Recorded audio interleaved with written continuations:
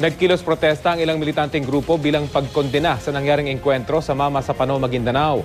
Pananagutan daw ito ni Pangulong Noynoy Aquino kaya dapat na umano siyang mag-resign. Mula sa Mendiola sa Maynila, may ulat on the spot si Mark Zambrano. Mark? Rafi, pagbitiw nga sa pwesto ni Pangulong Aquino ang hinihiling ng mga militanteng grupo matapos ang madugong engkwentro sa Mama sa Pano, Maguindanao na kumitil sa buhay ng 44 na miyembro ng PNP-SAF. Pinoy resign. Yan ang sigaw ng mga militanteng grupo sa kilos protesta kanina sa Mendiola Peace Arch. Bitbit ang kanilang mga placards, nagkaisa ang bagong alyansang makabayan, Kilusang Mayo 1, Gabriela at League of Filipino Students. Sa paniniwalang si Pangulong Aquino ang may pananagutan sa pagkamatay ng 44 na miyembro ng PNP-SAF, 18 MILF fighters, 2 BAFF gunmen at 7 sibilyan. Kinundina ng mga militanteng grupo ang pagbibigay umano ng kapangyarihan ni Pinoy kay PNP General Alan Purisima na magdesisyon, bagamat iniimbestigan pa ito sa kasong graft and corruption. Inakusahan din ng mga militante ang Administrasyong Aquino na makipagsabuatan sa mga Amerikano na anilay 116 years nang nakikialam sa mga isyong pambansa na dapat ay wala silang kinalaman.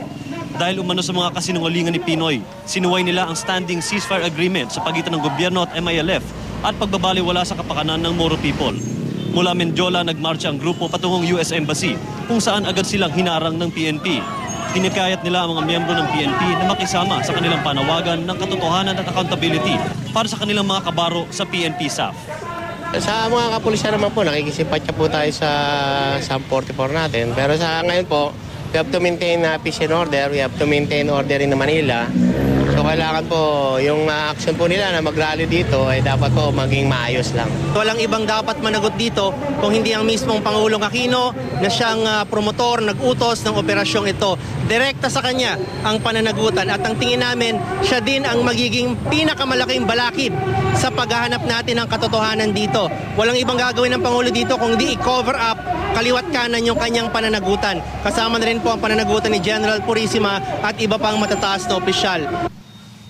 Rafi, plano ng mga militanteng grupo na magsagawa ng isang mas malaking kilos protesta sa huling linggo ng Pebrero kasabay ng EDSA Revolution Anniversary. Yan muna ang pinakahuling ulat mula dito sa Manila. Rafi? Maraming salamat, Mark Zambrano.